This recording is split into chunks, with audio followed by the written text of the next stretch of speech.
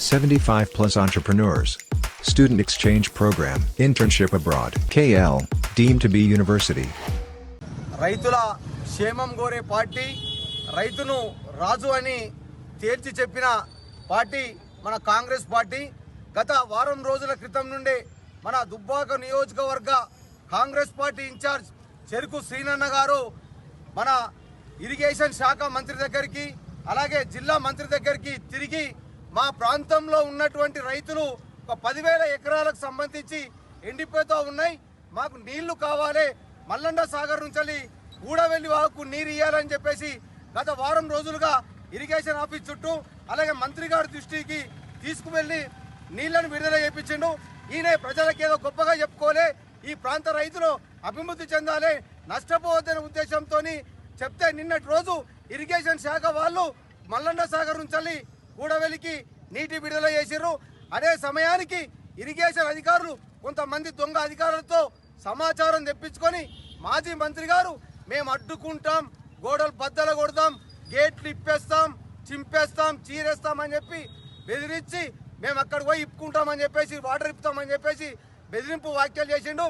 అయ్యా గౌరవ మాజీ మంత్రి గారు, మీరు గతంలోనే చెప్పారు ఏ పార్టీ అధికారంలో ఉంటే ఆ అధికారం మంత్రి చెప్పిన విధంగానే పరిపాలన వ్యవస్థ జరుగుతుందని చెప్పారు.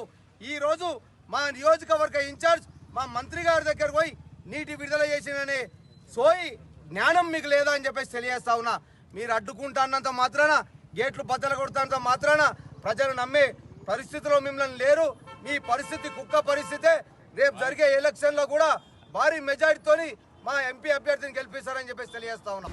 ఏదైతే గూడవెల్లి వాగులో నీటి విషయంలో మాజీ మంత్రివర్యులు హరీష్ రావు గారు మాట్లాడుతూ 24 గంటల్లో నీళ్లు విడుదల చేయకపోతే రైతుల ఆధ్వర్యంలో మల్లన్న సార్ ముట్టడించి మేమే గేట్లు ఎత్తివేస్తామని ఏదైతే మాట్లాడిండో అది చాలా బాధాకరం.